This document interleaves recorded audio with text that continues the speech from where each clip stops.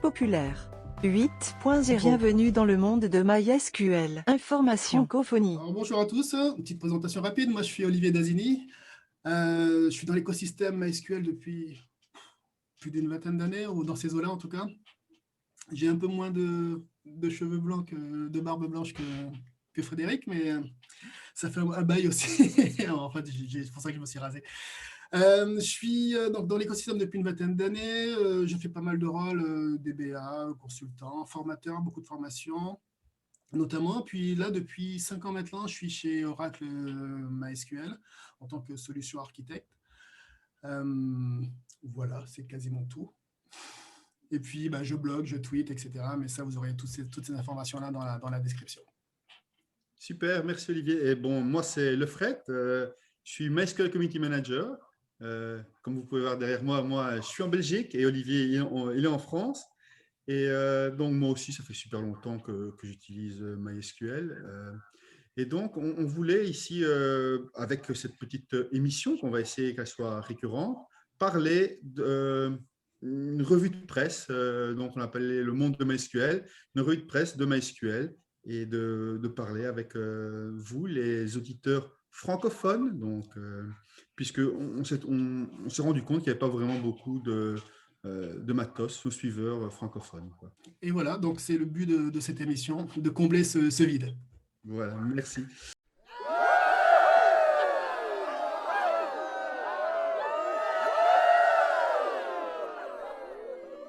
Donc, on va commencer avec la feature MySQL 8.0. Et donc, moi, Olivier, je voudrais te demander, pour toi, quelle est la feature la plus importante ou qui te plaît le plus dans MySQL 8.0? On va bien entendu chaque fois en parler d'une et des nouvelles versions et tout ça. Et donc, maintenant, aujourd'hui, comme c'est notre première, pour toi, c'est laquelle la meilleure? Alors pour moi, cette feature, ce n'est pas une nouvelle feature, parce qu'elle est là depuis la 5.7, mais c'est InnoDB Cluster, le achat natif MySQL, en fait, facile à mettre en œuvre. Ce n'est pas une nouvelle feature, comme je disais, là depuis MySQL 5.7, mais en 8.0, il y a plein d'améliorations, il y a plein de belles choses, et c'est depuis 3-4 ans, en fait, ça fait partie des fonctionnalités qu'on déploie le plus chez les clients, que je déploie le plus chez les clients francophones notamment. Ça répond à un grand besoin et beaucoup de retours positifs. Ouais, je t'avouerai que, allez, comme on a regardé un peu les chapitres de cette petite émission, et donc la feature 8.0, pour moi, par exemple, c'était laquelle, je vais dire, et ça rejoint un peu ce que tu dis, parce que pour moi, c'était le clone plugin. Clone plugin, c'est vraiment quelque chose qui, pour moi, ça change l'histoire. Ça change l'histoire de MySQL et elle est intégrée parfaitement dans InnoDB Cluster. Donc, ça, c'est super. Donc, pour ceux qui ne savent pas ce qu'est le clone plugin dans InnoDB Cluster, mais ça permet quand on va déployer une nouvelle instance dans notre cluster, cette machine qu'on vient d'installer, eh bien, elle va recevoir toutes les données qui sont dans le cluster automatiquement. Donc, on ne doit pas s'amuser à faire un dump, un backup ou préparer cette machine. Ça le fait automatiquement sans locker les écritures et les lectures des autres nœuds qui sont dans ce cluster et très rapidement, mais vraiment très rapidement. Donc, c'est vraiment une feature très intéressante.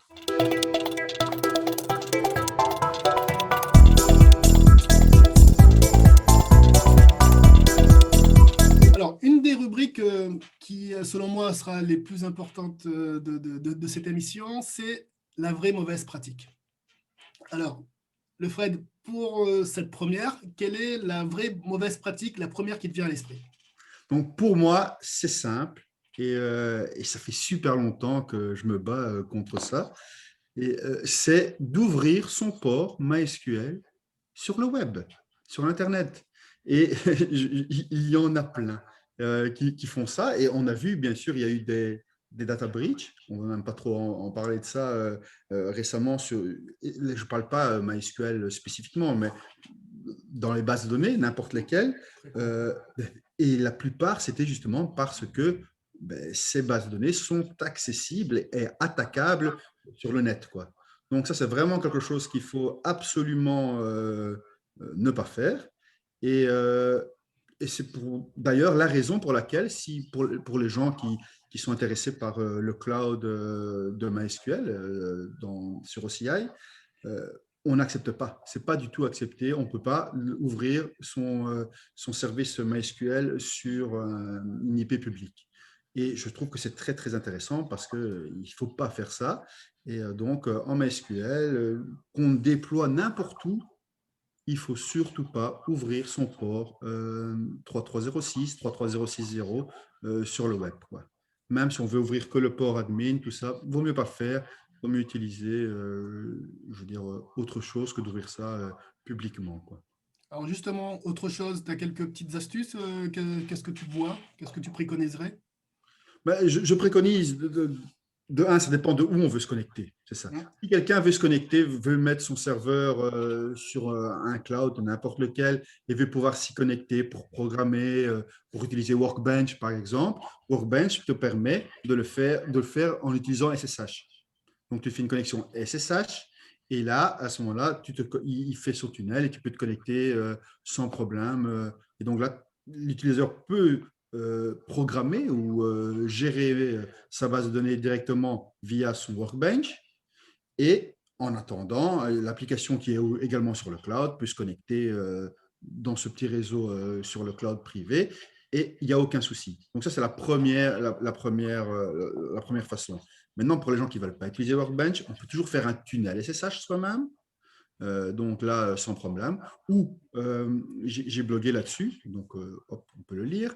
Il y a aussi, par exemple, on peut utiliser un VPN comme OpenVPN qui est libre et facile, qui permet de se connecter quelque part et à ce moment-là, ben, ouvrir les ports avec un firewall rien que pour ceux qui sont dans le VPN. Voilà. Super. Avec ça, normalement, nos bases sont plus sécures. Voilà, super. Donc, attention, on n'ouvre pas son port MySQL sur le web.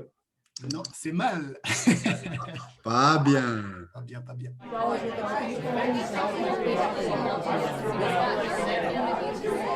Alors, voici notre nouvelle rubrique, la revue de presse. Et donc, pendant cette rubrique qui est encore un petit peu chaotique, on va dire, eh bien, on va voir un peu ce qui s'est passé autour de nous et en parler. Et donc, pas parler que. Donc, on va parler de blogs, puisque souvent les nouvelles de MySQL sont dans les blogs. On pourrait parler de livres, de magazines, un peu tout ce qui se passe. Et donc, est-ce que tu as, toi, Olivier, des choses qui t'ont interpellé récemment dans l'écosystème MySQL? Oui, tout à fait. En fait, il y a un de nos anciens collègues, j'espère, qui a sorti un nouveau livre. Alors, l'avant-dernier, si je ne m'abuse, c'est celui-là que je vous conseille, MySQL 8 Query Performing Tuning. Vraiment très, très, très, très bon livre. Et le dernier, c'est le Fred. Moi, je ne l'ai pas encore, donc j'ai montré l'avant-dernier. MySQL Concurrency, Locking and Transaction from MySQL Developer and DBAs. Toi qui l'as, donc du coup, tu as commencé à regarder un petit peu? Oui, j'ai commencé à regarder un peu et franchement, ben, comme tous les bouquins de Jasper, il est super intéressant. Et ce qui est vraiment bien, je vais dire, c'est pas vraiment l'autre, il pourrait être un niveau plus, je veux dire, on n'y connaît rien, on peut commencer facilement à lire dessus et à trouver. Celui-ci, j'ai l'impression un tout petit peu moins parce que il faut avoir un peu d'expérience et avoir vu un peu les problèmes qu'on peut avoir. Et lui explique justement les pistes et les solutions quand on a des conflits de lock. Et alors, il y a des petits scénarios comme ça qu'on peut regarder, des problèmes avec les index et les foreign keys, des problèmes avec les transaction isolation level. Et donc, il y a tous ces petits case studies à la fin qui expliquent et qui montrent comment utiliser, par exemple, Performance Schema, SysSchema, pour trouver et que faire pour trouver les solutions à ces problèmes. Donc, il est vraiment bien fait. Je veux dire, pas pour ceux qui débutent peut-être, mais pour ceux qui ont déjà un petit peu plus d'expérience et qui ont des soucis en prod avec MySQL, ils peuvent regarder à ça et c'est vraiment intéressant. C'est vraiment lié aux problèmes de production, en tout cas à de vrais problèmes. Ce n'est pas que de la théorie des grands Il principes. y a un peu de théorie, bien sûr, comme toujours dans les bouquins de Jasper, qui est intéressant, puisque moi, je les utilise beaucoup pour pointer quand j'explique quelque chose. Mais après, il y a des case studies de prod et c'est vraiment intéressant aussi. Cool. À conseiller donc. Oui, sans Parfait. modération. Sans modération. Très, très bien.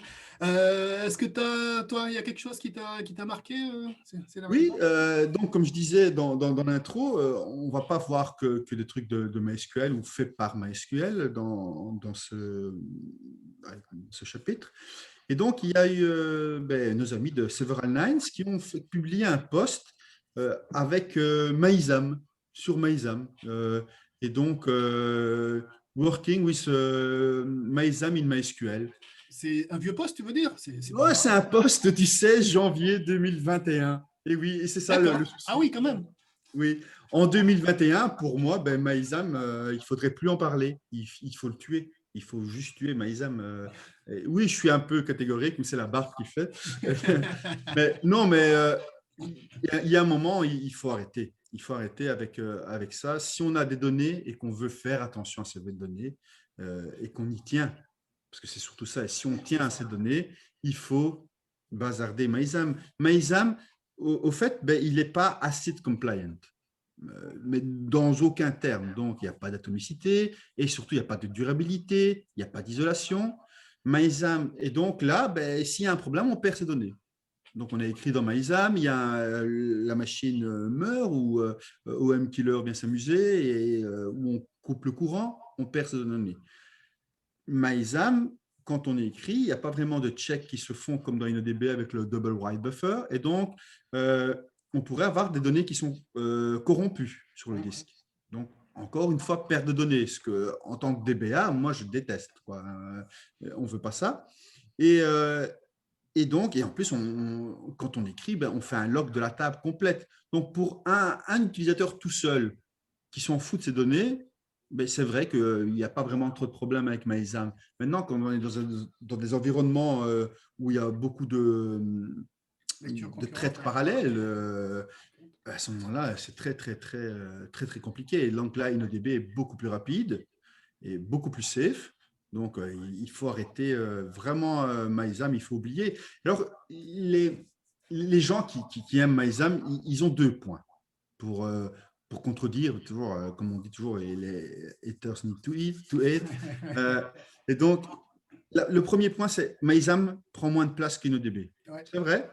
InnoDB, on peut aussi il y a la compression maintenant qui est là et qui peut compresser plus. En plus, maintenant, en 2021, le prix des disques, s'il vous plaît, il y a moyen de moyenner. Hein. Si je veux dire, si on veut avoir un serveur qui a moins de données que son propre téléphone, on a un souci. Quoi, hein. Donc là, il y a déjà ça. Et le deuxième point, c'est le bulk load. Donc, bulk load, ça veut dire faire un load, initial load de beaucoup de données. MyISAM, c'est juste un bête fichier, ça va très vite. InnoDB, comme il est durable et qu'il est aussi atomique et isolé, on a un petit peu de problème là parce que ça prend plus de temps. C'est vrai, mais dans MySQL 8, on peut aussi maintenant retirer le redo log. Donc, on peut, si on veut faire ce bulk load initial, par exemple, on peut désactiver le redo log pour cette opération et ça va aller super vite. Et donc là, aucun problème pour faire un bulk insert aussi sur InnoDB. Donc voilà, ça c'était mon petit point. Je trouve qu'en 2021, on devrait, si on parle de MyISAM, il ne faut pas expliquer comment l'utiliser, mais il faut expliquer comment le remplacer. Donc, MyISAM, si tu nous écoutes, on te fait des bisous, mais on t'aime plus. C'est ça, c'est exactement ça. Au revoir, MyISAM. Bye bye. MySQL Shell. MySQL Shell. Dis-moi, Doc, MySQL Shell, c'est quoi et qu'est-ce qu'on peut faire avec? Donc, le MySQL Shell, c'est notre nouveau client pour MySQL. Donc, on a un peu comme MyISAM, on va dire, notre vieux MySQL client qui fonctionne bien avec le protocole standard, donc ce qu'on appelle le protocole classique de MySQL. Et on a maintenant le MySQL Shell qui nous permet de toujours utiliser le protocole classique pour faire du SQL, mais qui nous permet aussi d'utiliser le X protocole. On reviendra là-dessus dans une prochaine édition, je suppose. Mais le X protocole donne plus de possibilités. Et aussi, le MySQL Shell nous permet de faire du Python et du JavaScript pour interagir avec notre serveur MySQL. Ça, c'est vraiment super du haut niveau. Mhm. Et alors aussi, ce qu'on peut faire, c'est que grâce au shell, on peut créer des plugins pour le DBA pour faciliter des tâches qu'un DBA fait ou surtout quand les DBA ne connaissent pas vraiment comment utiliser Performance Schema, SysSchema, ce qu'on doit activer comme instrument, comme setup, tout ça. Le shell, ben, il peut interagir tout ça. Et je m'amuse, et d'autres gens maintenant travaillent aussi là-dessus, à intégrer et à créer des plugins. Et donc, je voudrais introduire ça aujourd'hui dans cette première partie de la prescription du doc. C'est comment créer un plugin et à quoi ça sert. Et donc, pour ça, ici, celui que je veux montrer en application, c'est un wizard pour des DBA juniors. Donc, ça veut dire qu'un DBA qui est expérimenté voudrait donner des tâches à faire à son DBA junior, mais ne pas lui donner accès à faire tout ou l'aider dans ses tâches quotidiennes, eh bien, il peut créer un wizard, donc, où il y a des questions, où il y a des réponses, et par rapport à ces réponses, je veux dire modifier la chose. Et donc, comme exemple ici, créer un utilisateur MySQL. C'est super facile, mais en même temps, c'est super compliqué. Il y a beaucoup d'options, tout ça, et si je regarde un peu sur les recherches, il y a beaucoup de gens qui demandent comment créer un utilisateur sur MySQL. Et donc, ben voilà, ici, je vais vous montrer comment créer un utilisateur avec un petit wizard en shell, puis vous avez les sources et vous pouvez vous amuser et en créer des nouveaux. Et si c'est des plugins assez génériques que vous pouvez partager, un pull request sur GitHub et c'est super. Et donc voilà, donc je vais lancer le shell en me connectant à ma database locale. Vous voyez, c'est le shell 8023. Je vais demander l'aide de l'objet user, du plugin user. Donc il me dit voilà, il y a une seule méthode, create user. J'appelle cette méthode qui est ce wizard. Et là, il va me poser des questions. Donc le nouveau compte, mon MySQL. Est-ce que je veux créer un mot de passe automatique ou pas? Je vais le laisser oui. Il faudra changer. Et le voilà. Si je prends verbose 1, et là, il va me montrer le statement qui est utilisé pour créer l'utilisateur. Donc, je crée l'utilisateur Olivier. Cette fois-ci, je donne un mot de passe, je ne le génère pas. L'utilisateur ne devra pas changer ce mot de passe et il pourra avoir un lock s'il se trompe 3 fois. Et voilà, c'est très facile. Et tout ça en quelques lignes de Python. Ça veut dire qu'aujourd'hui, maintenant, on n'aura plus peur d'avoir un stagiaire comme DBA. C'est ça.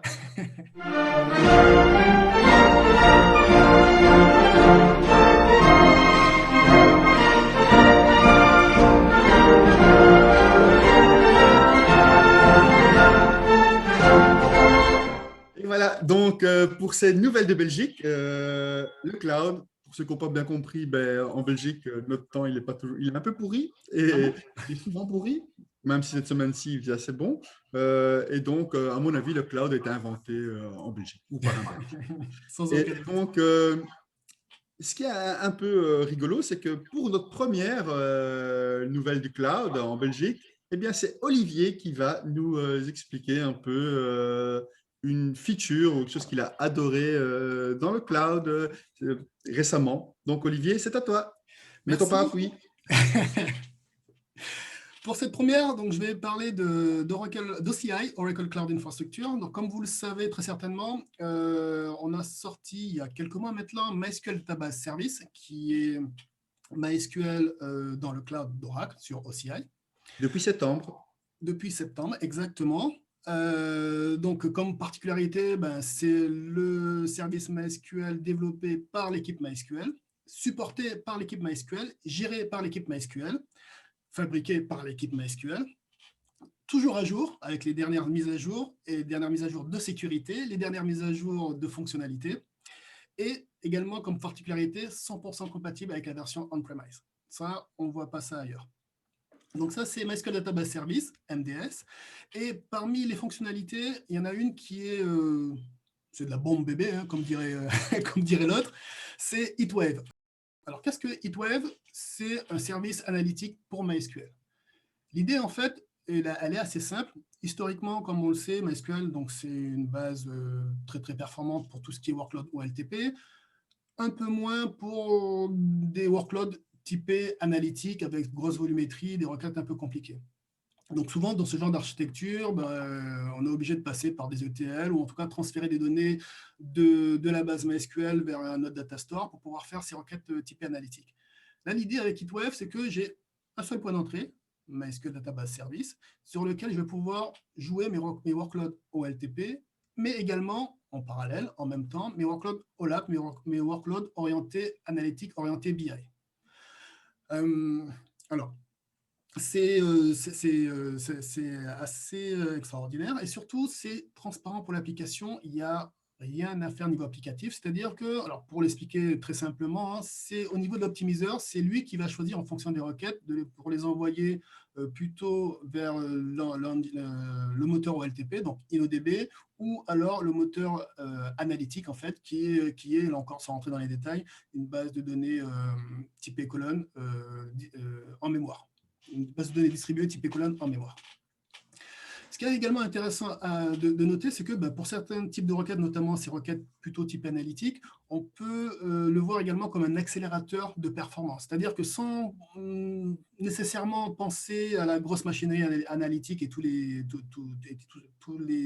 objets qui vont avec, l'idée, c'est que même pour un workload, on va dire, un peu plus traditionnel, pour certains types de requêtes plutôt complexes, on peut avoir de meilleures performances, une meilleure latence, en fait, rien qu'avec HeatWave. Je peux te poser une question, Olivier? Bien sûr, bien sûr. Alors, mais ici, l'utilisateur, alors, pour lui, est-ce qu'il doit copier ces données dans HeatWave ou ça se passe comment? Ça se passe bien. En fait, non, il n'y a rien à faire. Encore, alors, là, on va rentrer un petit peu plus dans les détails, mais l'idée, c'est les données, tu les mets dans MDS, en fait, dans ton MySQL. Okay, donc, tes données sont dans MySQL, c'est ton point d'entrée.